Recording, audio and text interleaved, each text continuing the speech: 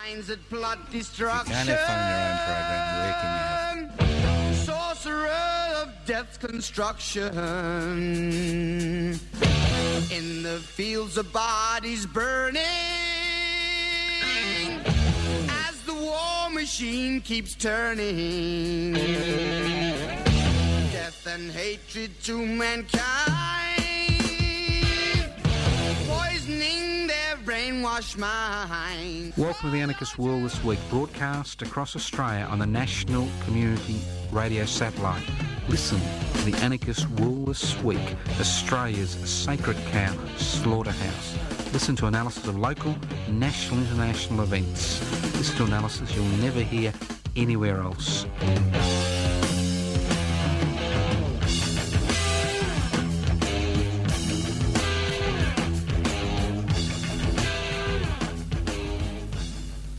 Here we are. It's the Anarchist World this week on the Community Radio Network, broadcasting across Australia, north to south, east to west, and around the world on the World Wide Web, 3cr.org.au. The program is podcast.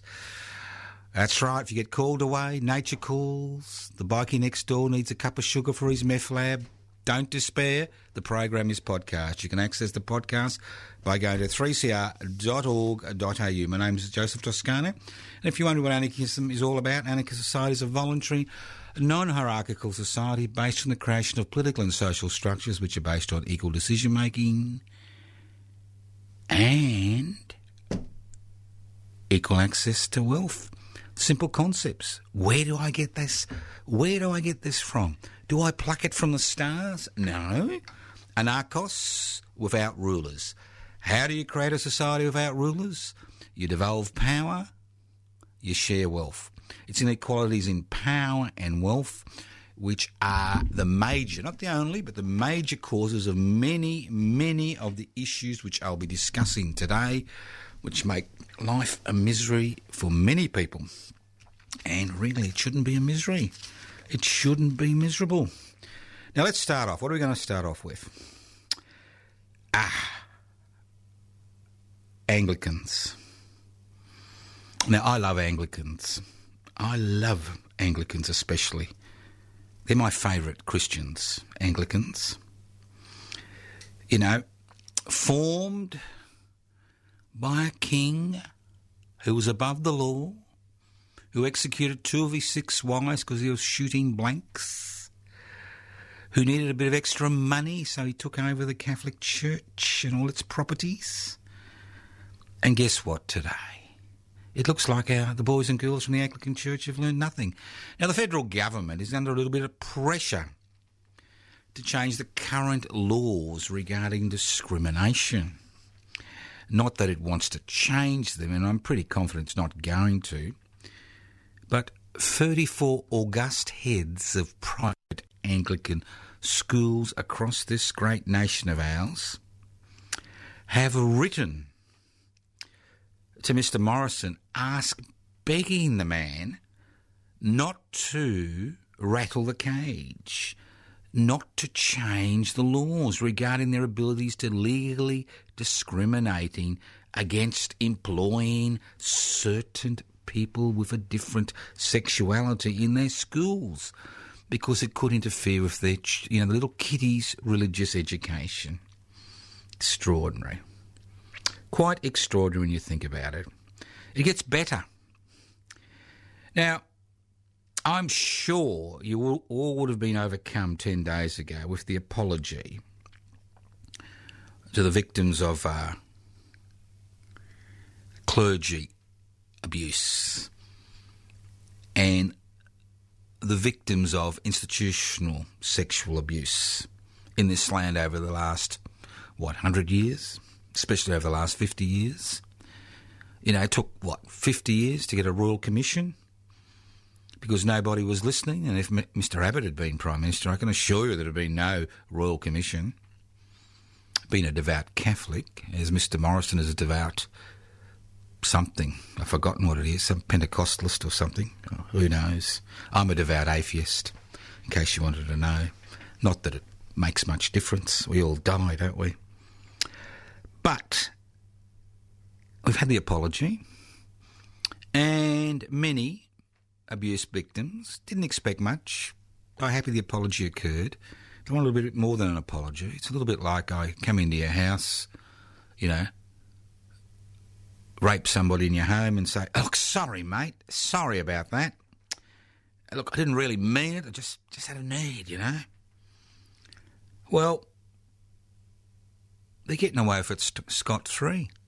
The taxpayer is footing the bill for compensation. That's right, you and me, we're footing the bill. Not that the compensation payments are anything to write home to mum about. They're pretty grossly inadequate. And many survivors of clergy sexual abuse will tell you that they're not adequate. So why don't we have a new tax? Why not a 5% property tax on religious institutions who are named and shamed in the Royal Commission into Institutional Abuse? What about 5% property tax on their property for the next 10 years to fund some decent compensation for their victims? Why not? They don't pay taxes or rates or government charges. And some of them are some biggest landowners and property owners on the face of Australia. So if they're employees, and they are employees irrespective of the kind of legal shenanigans they get involved in as far as contracts are concerned, if their employees were responsible for the abuse, and more importantly, senior members of these institutions not only covered up the abuse, they ensured that the abusers continued to abuse, and in some cases for decades. So why is nobody talking about a 5% property tax? Now, if you're a small church, you don't have any property, you've got to rent a space or you meet in people's homes to worship, you've got no problems. But if you were named in the Royal Commission and you've got hundreds of millions, if not billions of dollars of property in your name, irrespective of the legal fantasies that occur in order to hide the nature of the ownership of that property, what's wrong with a 5% property tax? And if you don't got the money, they could sell a bit of their property, maybe one of their hospitals, or they don't have to sell their churches. You know, they own a number of hospitals around the place. Maybe they could sell it to the private sector, although they are part of the private sector. And that's the beauty, isn't it, about living in the land of Oz? We kind of just glide on. And the perpetrators continue to flourish. Stop taxpayers' dollars flowing into some of these churches or some of these religious institutions and organisations which were responsible for cover-up of the sexual... It's not just a matter of the sexual abuse, it's the cover-up, which is the big issue. The fact that it went on for so long. Why don't we just stop them giving them taxpayer money for a year? That would recoup a few $1 billion, which would maybe help compensate the victims to, a small degree. This is the Anarchist World this week, broadcast across Australia via the Community Radio Network. Now, most people who hear the Anarchist World this week, think I'm a nutter, Let's be realistic. My ideas are stupid, Never will happen. Nothing ever changes. Well, I was a bit surprised in the last 48 hours. Now, I've been peddling the idea of a 1% stock market turnover tax now for decades as a way to recoup money from organisations which legally pay no tax while making hundreds of millions of dollars, if not billions of dollars of profit. And if you hit them at the point of purchase, and you can actually exclude the small investor, something comes back into the public coffers to pay for public education, public school, public infrastructure, public housing, and the list goes on and on. It would make sense, wouldn't it? It would make some sense. Well, it looks like the English Conservative government has been listening to the Anarchist World this week. And they're now proposing to levy a 2% tax on the digital pirates. A 2% turnover tax on any corporation, large corporation, as a turnover of more than £500 million. Isn't that nice? Isn't that nice to know that the British Conservative government under Madam May listens to the Anarchist World this week and has taken a leaf out of our book, so congratulations. It would be nice, wouldn't it, if the federal government or the opposition actually took a leaf out of our book and introduced that 1% turnover tax, digital tax, possibly a 1% stock market turnover tax. You know, think about it.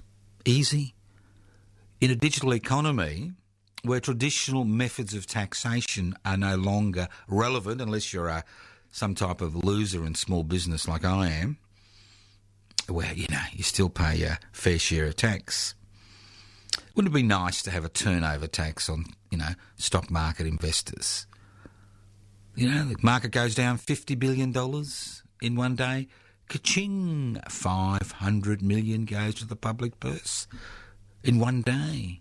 The market goes up, you know, 50 billion in a day. Ka-ching! Another 500 million. You could raise at least 30 billion a year, possibly up to 50 billion a year, to be used again for the common good, for the public, the many, not the few. You listen to the Anarchist World this week, broadcast across Australia by the Community Radio Network. My name's Joseph Toscano. I'm hosting today's program. Arrogance. Yes, I can hear you say, yes, Joe, you are an arrogant double B. Double B. Arrogant.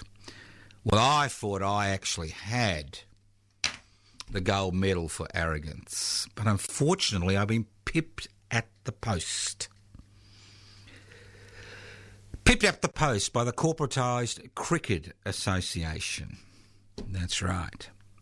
The governing body of Australian cricket. Scathing report.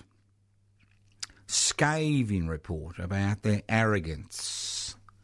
Scathing report about their win-at-all-costs mentality. Now, 3 of the players have got suspensions, which will drag on to the end of the year. But it's wonderful to see the board continue in its position. It's wonderful to see the head of the board, Mr. David Peaver, get reappointed 3 weeks before this scathing assessment of the Australian Cricket Board was made public. It's just good. I wish I could belong to some type of corporation. But what we've seen in the last 20 years is the total corporatisation of cricket. And cricket as a sport in this country is really going down the gurgler, T20 or not. Now, I don't think there'll be any cricket devotees listening to the Anarchist World this week. I know one would be, but most people think it's a stupid game. I don't know. I used to like it when I was a kid. Not that I could bowl or catch or bat. None of my strong points. But you know what the corporatisation of cricket means? It means that Mr. Murdoch and his Foxtel empire have been able to pounce. That's right, pounce on the cricket dollar. And cricket matches which silly people like you and me could watch on free-to-air TV or listen to on, free-to-air broadcasting. Well, guess what? They've been wrapped up. They've been bought. The corporatised Australian Cricket Board and their corporate mates in Foxtel and Murdoch have signed a very nice deal where for about $1 billion they get all these rights to all these cricket matches. And if you still got the bug, which I haven't got, but if you still got the bug and you want to watch it, mate, guess what? you're going to have to pay for the privilege by subscribing to Foxtel. Yep. And filling Murdoch's pockets. Not only do they control rugby league in this country, the Murdoch empire has a vice-like grip on the rugby league, they now have a vice-like grip on cricket. So do yourself a favour. If you're still interested in cricket, buy a ticket and turn up at the match and watch it live. Don't take out a subscription. Well, you know, if you'd like to augment Mr. Murdoch's fortunes, well, take out a subscription. I won't be. There's no way. I don't think I'll be watching any cricket this year at all. I've got better things to do in my life than worry about this corporatised sport, a sport which has actually been corporatised by the selection of board members who know more about how to turn a buck and turn a trick than they know about cricket. Yes, you never thought you'd hear me talk about sport. Well, I do talk about sport. And what I like to talk about corporatised sport. I like to talk about how sport becomes something that people watch, something that is used that you bet on. So you get the betting companies coming in. Yeah, it's just extraordinary. So you got any kiddies? Get them to join at the local level. Maybe $1 or $2 will filter through to help buy them a bit of equipment from the Australian Cricket Association, the Cricket Board, but who knows? So, I thought I had the gold medal for arrogance. Looks like I've lost it. I'm happy to lose it, but I'll be fighting very hard next year to get it back. You're listening to the Anarchist World this week, broadcast across Australia via the Community Radio Network. This program is streaming live on 3cr.org.au. The program is podcast. You can access the podcast by going to 3cr.org.au. Just a few little announcements, those of you who are interested, and I know not many of you would be interested, but there may be one or two interested. Just like to remind you that on Saturday, no, my apologies, bad boy, that on Sunday, the 11th of November, which isn't very far away, a few of us, maybe a dozen or so, and hopefully you can join us and make it 2 dozen or 3 dozen. We'll be going to Murchison Cemetery at Willoughby Street in Murchison, and Murchison is about, it would be at least maybe about 130, 140 kilometres from Melbourne.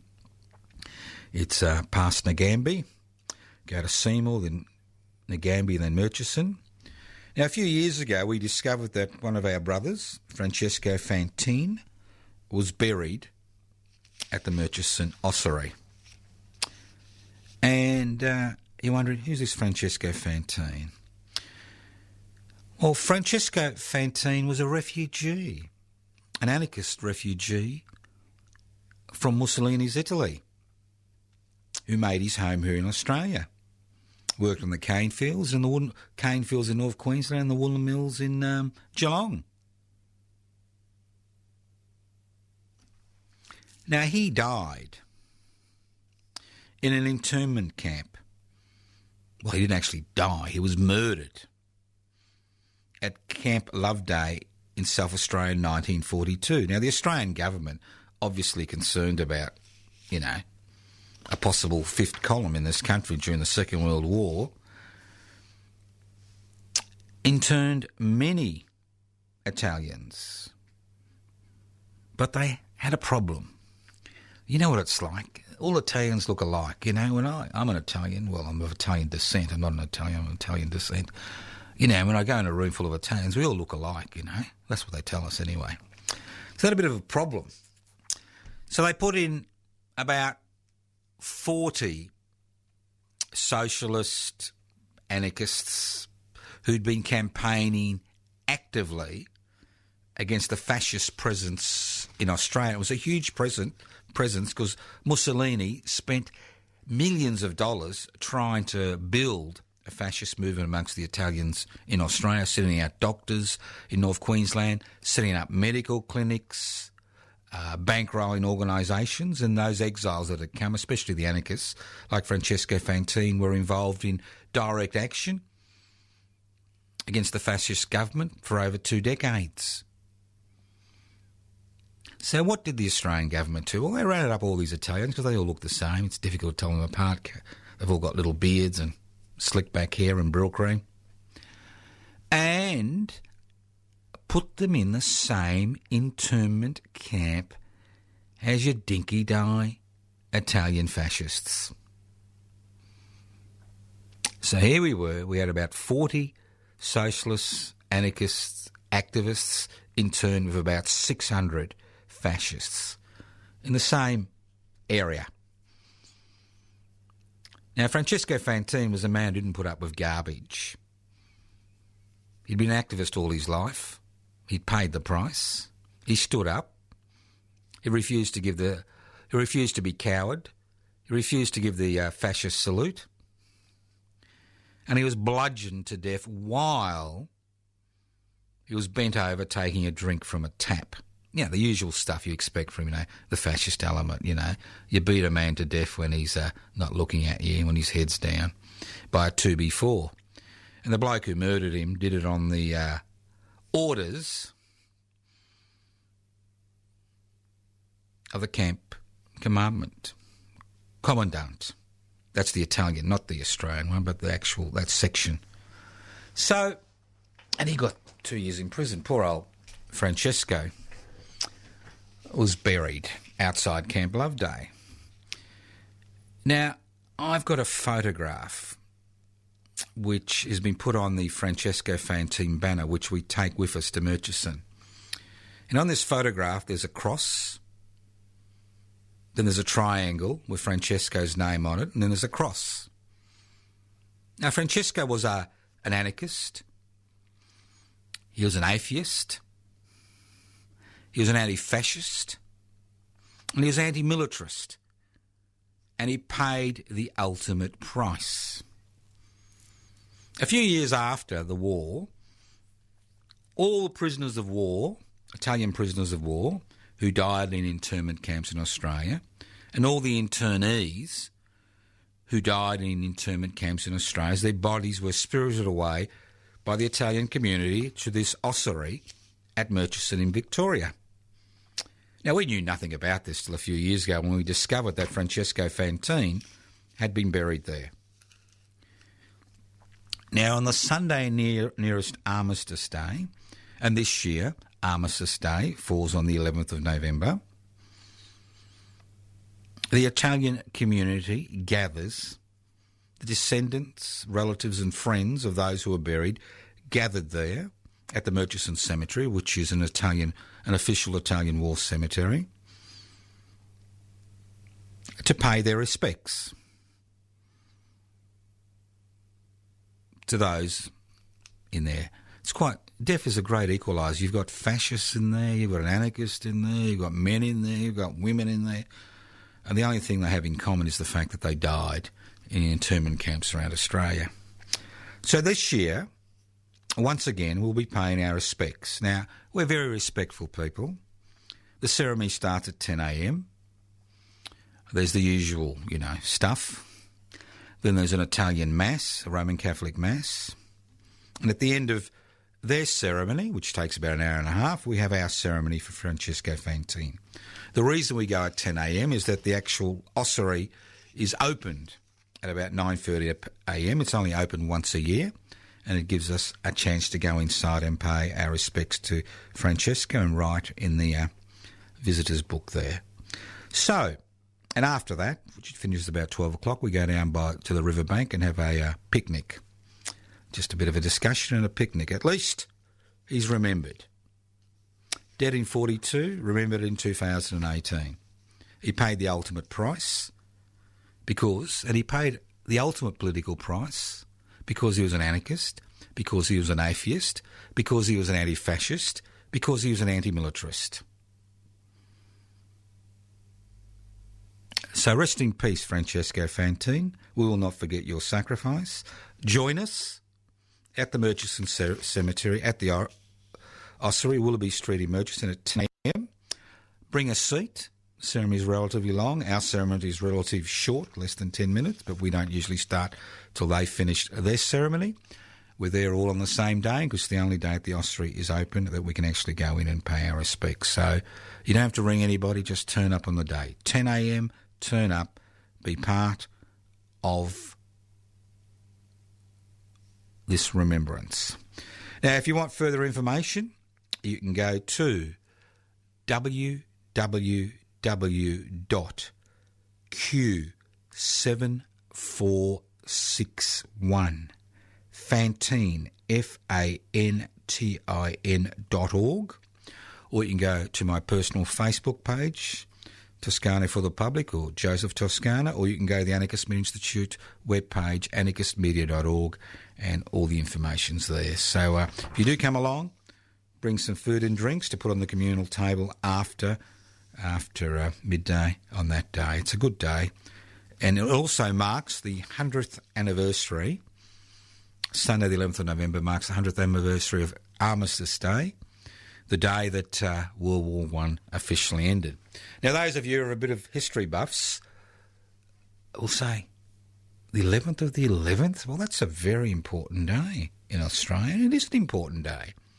Because as radical activists, we celebrate that day because 4 significant events happened on that day. On the 11th of November 1854, the Ballarat Reform League, the organisation behind the Eureka Rebellion, was formed. On the 11th of November 1880, Ned Kelly was hung in Pentridge Prison in Melbourne. On the 11th of November 1918 was the end of the war to end all wars, World War I. The 11th of November 1975, we saw the dismissal of the Whitlam Labor government by the Governor-General, the representative of Her Majesty, Queen Lizzie, in Australia. So it is a day worth remembering. So if you can't make it to Murchison ceremony, spare a thought for those people who've gone before you, who've made that sacrifice. You're listening to the Anarchist World this week, broadcast across Australia via the Community Radio Network. And while we're talking about the 11th of November, little segue to Eureka Day. Yes, the reclaim the radical spirit of the Eureka Rebellion group, which is part of the Anarchist Media Institute, is once again hosting Eureka Day in Ballarat from 4 a.m. to 10 p.m.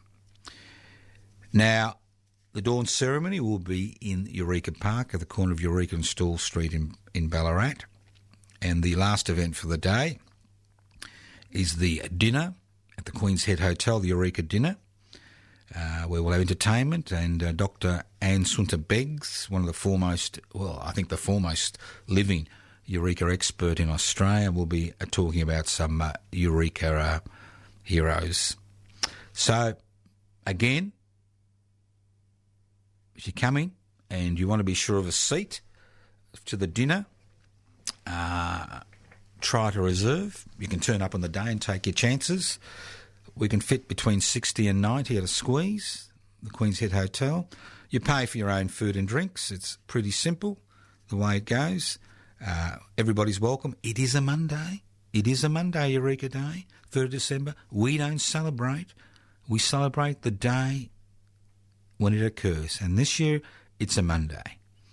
We start at Eureka Park at 4 a.m. This is followed by communal breakfast in the Eureka Hall in Eureka Park at around 6. At 9 o'clock, we walk up to Bakery Hill, about 2 kilometres.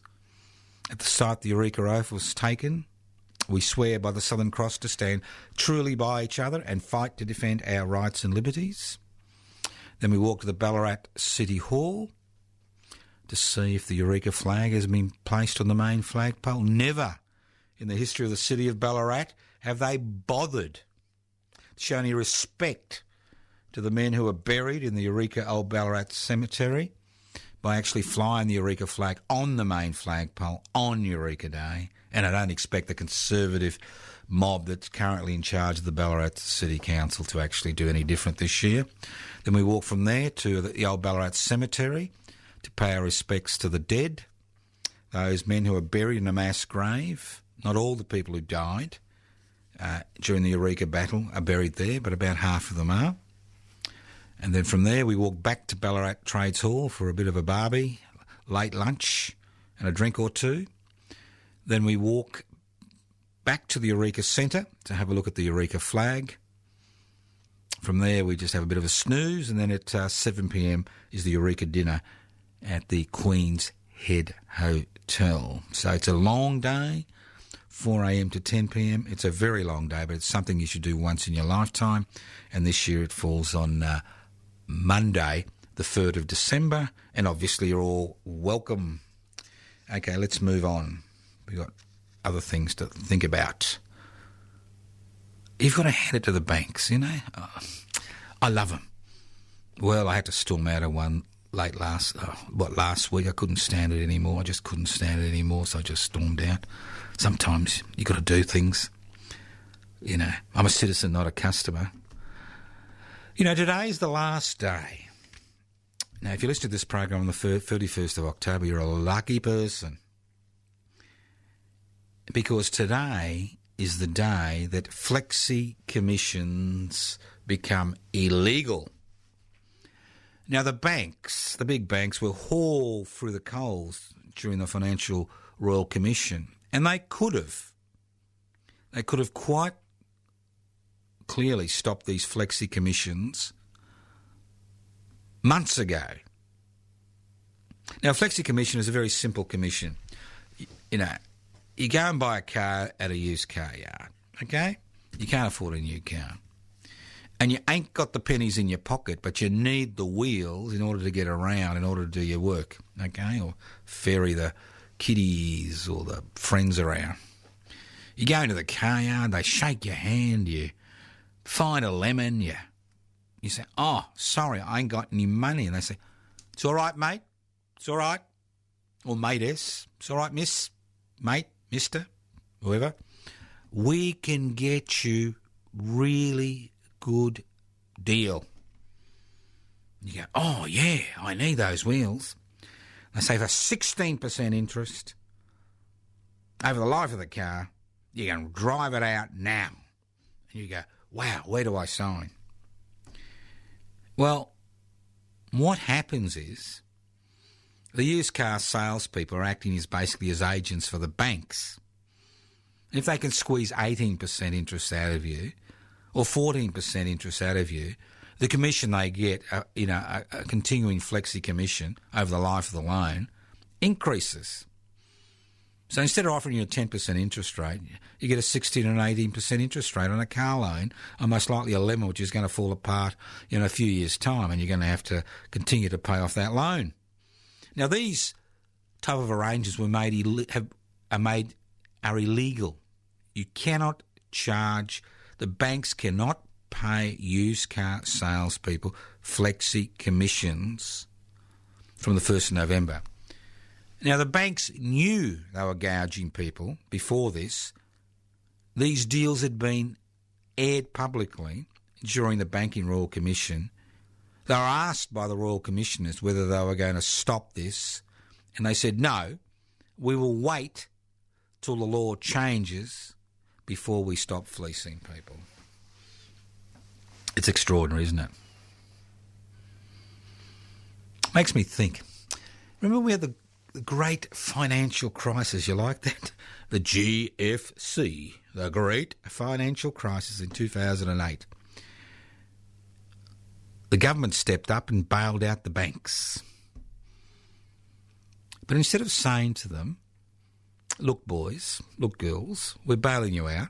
We think it's bad that if you go under, people are not going to be very happy. We need to bail you out, but I'm sure there's a cost. And the cost is very simple, that we're going to put 25% of your board are going to be government appointees to ensure you do the right thing by your customers.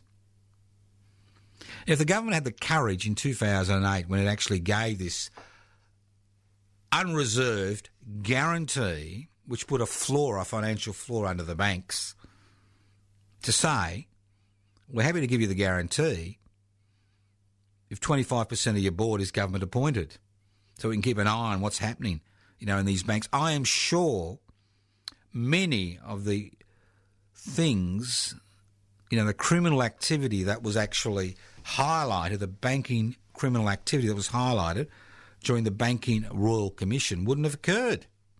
But no, once again, we gave up that opportunity. Let the market decide, we were told. Well, look, as I said, I'm stupid. I must be stupid to come here every week for the last 41 years and do the Anarchist World this week. You think by now I would have learnt, there's no point bashing your head against a brick wall, because all you do is get a, lacerated scalp and a headache. And you think, capitalism is a very simple concept. Whether you like it or not, whether you support it or not, it's very simple. The essence of capitalism is to create profit, okay? Irrespective of the human, social, environmental, national costs. That is the essence. You don't make a profit in a capitalist society. You go under.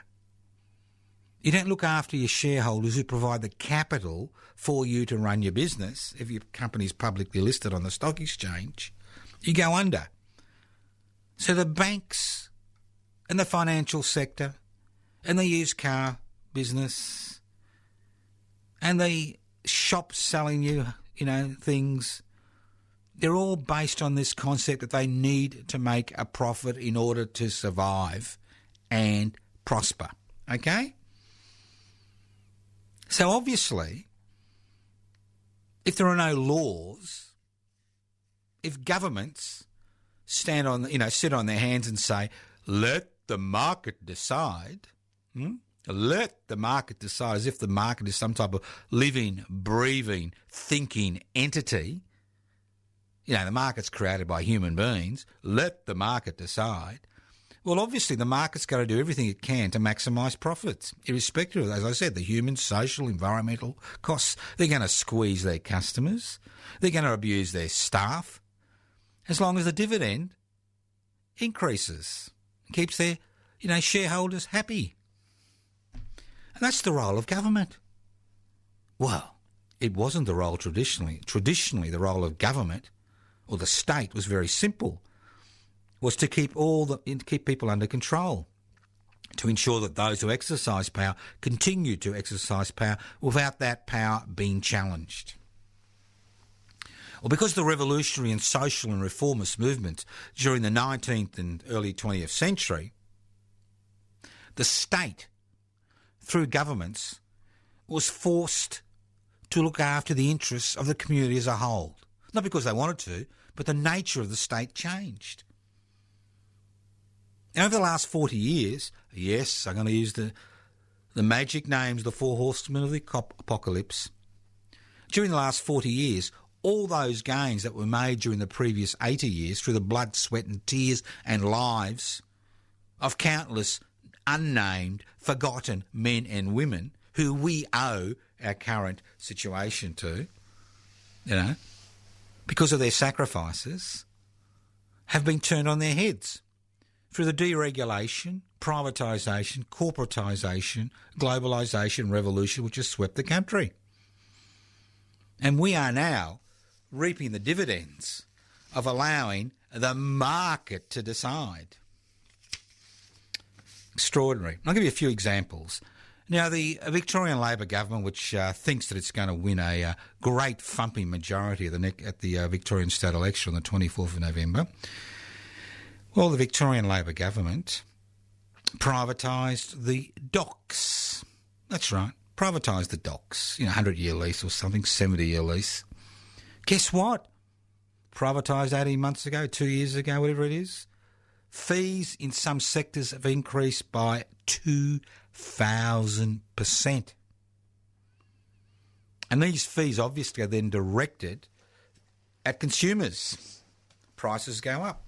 They've just privatised the Titles Office, an office which provided a public service to ensure that people knew about their titles, they could get access to them. I can assure you over the next 40 years, prices to make inquiries are going to skyrocket. Just extraordinary. But that's what we've allowed to happen.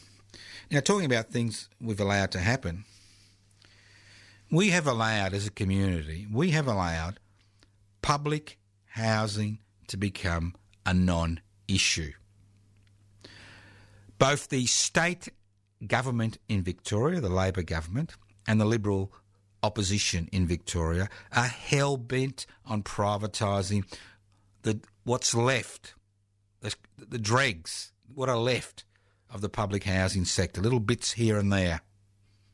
And interestingly, public housing is not an election issue at this state election. That's right.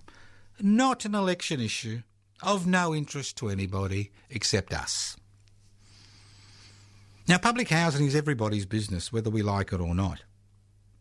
Because the concept of having a strong public housing sector competing in the same marketplace as the private sector is fundamental, not only to dealing with homelessness and desperation, but it's fundamental to changing the idea that housing is a right, that everybody should actually have secure access to secure, affordable housing in this community. So we are holding, Public Housing Everybody's Business is holding a 10-day vigil. That's right, a 10-day vigil. From the 14th to the 24th of November, on the steps of the Victorian Parliament House, what's left of the steps, 2/3 have been boarded up, so-called, renovation work. I wouldn't be surprised they're all boarded up by the time we turn up on the 14th of November. But that doesn't matter. The vigil will go on from the 14th to 24th of November. And the idea is to make public housing everybody's business. Public housing should be a mechanism via which people who can never enter the private housing market because of the extraordinary prices people need to pay have access to secure housing. A strong public housing sector puts downward pressure on rents and decreases rents. A strong public housing sector puts downward pressure on homes at the lower end of the market and gives people the opportunity to buy on the wages they currently earn. So public housing is everybody's business. So we will be using our bodies on those 10 days from 10 a.m. to the 14th of November to the 24th of November, or to the day we are removed during that period, forcefully removed by the state from the steps of the Parliament House, to make public housing everybody's business an election issue. And that election in Victoria will be held on the 24th of November. Now, I will be broadcasting, not only will I be doing the 10-day vigil, I will be broadcasting from the steps of the Victorian Public Housing Parliament House from 10 a.m. to 11 a.m. on Wednesday the 24th of November, and the vigil will start at midday. And I'll also be broadcasting the Anarchist World this week, if we're still there, we haven't been moved on the 21st of November. But there is one missing ingredient. Now, I'll be making a special announcement next week regarding the Minister for Housing, Mr. Martin Foley. But the missing ingredient is you. This attempt to make public housing a major election issue at the Victorian state election is totally dependent, 100% dependent on the amount of people we can mobilise during those 10 days to make this a significant issue. Because if either of the major party wins a majority in their own right, I can give you 100% guarantee that what's left of the public housing sector will be fully privatised within the next 4 years. If the Greens gain the balance of power, well then it could be a different matter because they have a strong public housing policy. Now, next week I'll be making a special announcement regarding this particular campaign because it's beginning to take off. It needs more support. You don't have to ring anybody. You don't have to write in anywhere. You don't have to email anybody. Just turn up. Midday the 14th of November, which is a Wednesday, to midnight, the 24th of November, which is a Saturday, which is the election eve. I mean, whether we win or lose is irrelevant. What's relevant is there are some people in this society who are willing to put people before railway crossings. That's right, people before railway crossings. And people say to you, "Where's the money coming from, Joe?" Where's the money coming from? Well, we have a simple, that's right, we are simple people, therefore you and I are simple people, because, you know, we want simple things like an egalitarian community, access to services for everybody, reasonable, you know, we're simple people, we want simple things. Well, we've got a simple solution. Now, last financial year, the Victorian state government raised $6 billion. I'll repeat it again. They raised $6 billion, B-I-L-L-I-O-N, billion dollars from stamp duty revenue. And obviously they raised another $3 billion from land tax, but that's a different matter. Stamp duty. So what is stamp duty? Now, most of you wouldn't know what stamp duty is because if you listen to the Anarchist World this week, I assume you're not a house owner or you've got a mortgage. Well, some of you will have mortgages, will own your own homes, the majority won't.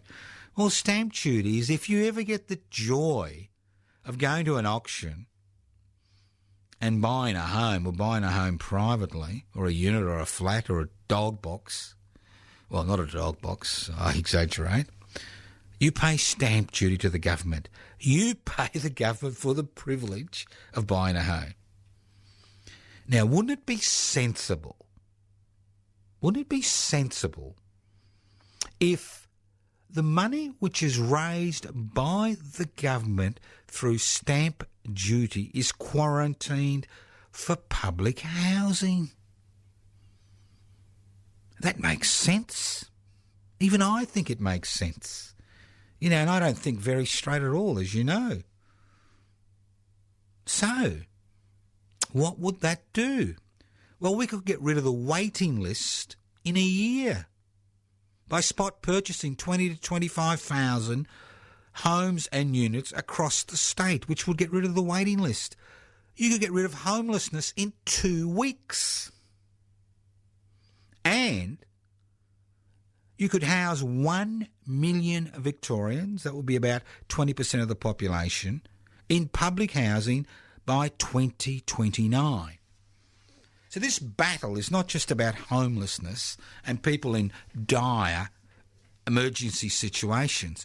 This is about changing the concept of what public housing should be for. And when public housing was initially established in the 50s, when returned servicemen and women came back to this country and demanded a few crumbs for defending this country, public housing was not just for an emergency accommodation. Public housing was to allow people who could not afford to buy in the private marketplace, is to allow them to have secure, affordable accommodation, which was limited, the rent to 25% of their income.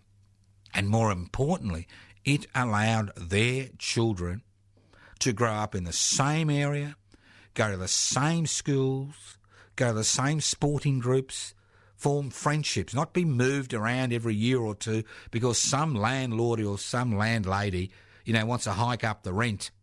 So it's about security. And security means there's security for the whole population because it means that there is less social dislocation, less crime, less violence, less interpersonal issues. And it all revolves around housing, public housing, everybody's business. So join us from the 14th of November to the 24th of November. Next week, on the 7th of November, I'll be making a special announcement regarding this campaign. Listen to the Anarchist World this week, broadcast across Australia via the Community Radio Network. This program is streaming live on 3cr.org.au. The program is podcast. You can access the podcast by going to 3cr.org.au. My name is Joseph Toscano. I'm hosting today's program. It gets better. That's right. Well, not really. Now, I never thought I would say this, but I'm feeling sad. I'm feeling sad for the Victorian Liberal Party.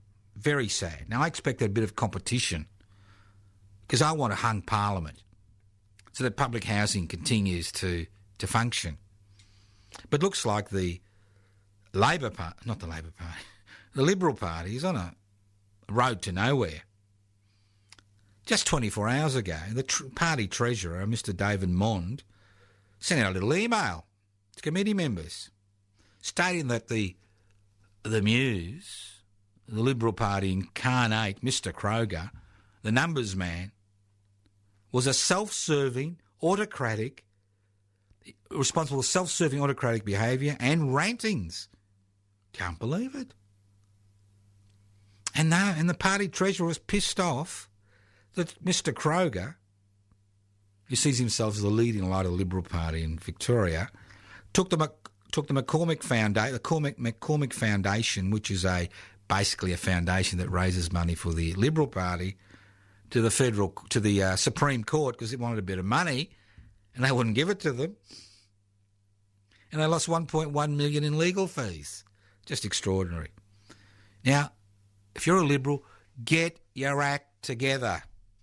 We want a hung parliament. We want the Greens to hold the balance of power in order to ensure that public housing continues in the state of Victoria.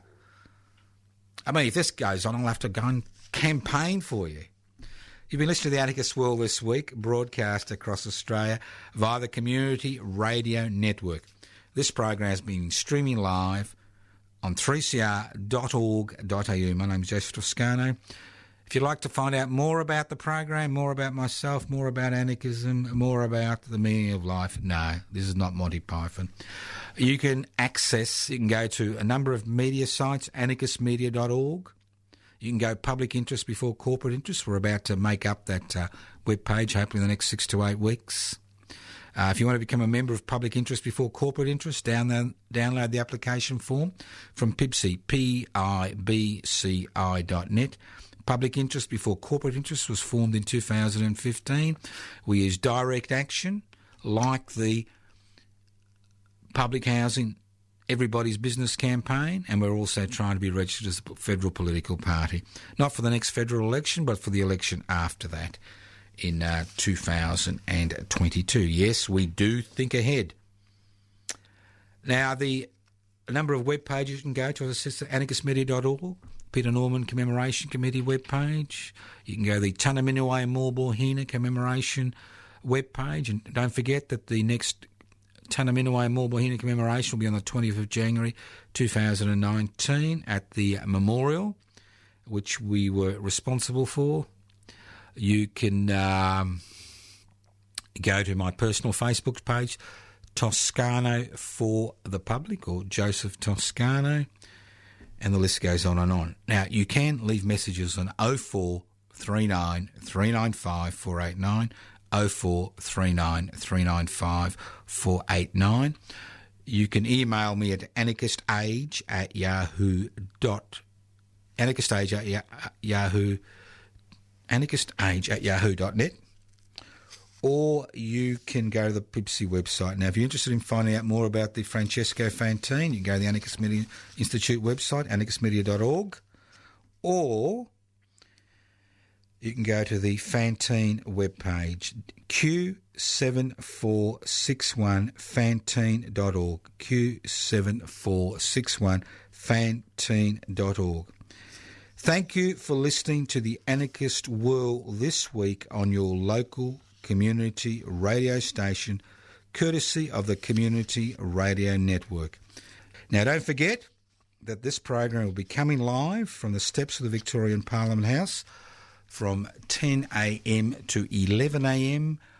on Wednesday the 14th of November. And if we're still there on the 21st, it'll be coming live from the steps of the Victorian Parliament from 10 a.m. to 11 a.m. Thank you once again for listening to the Anarchist World this week on the Community Radio Network. This program has been streaming live on 3cr.org.au. You can write to me at Post Office Box 20, Parkville 3052. evil minds that plot destruction, sorcerer of death's construction. An analysis you'll never hear anywhere else. Anarchist World this week. Australia's sacred cow slaughterhouse. 10 a.m. every Wednesday. Listen to the Anarchist World this week for an up-to-date analysis of local, national and international events. Poisoning their brainwashed minds. Oh, Lord, yeah.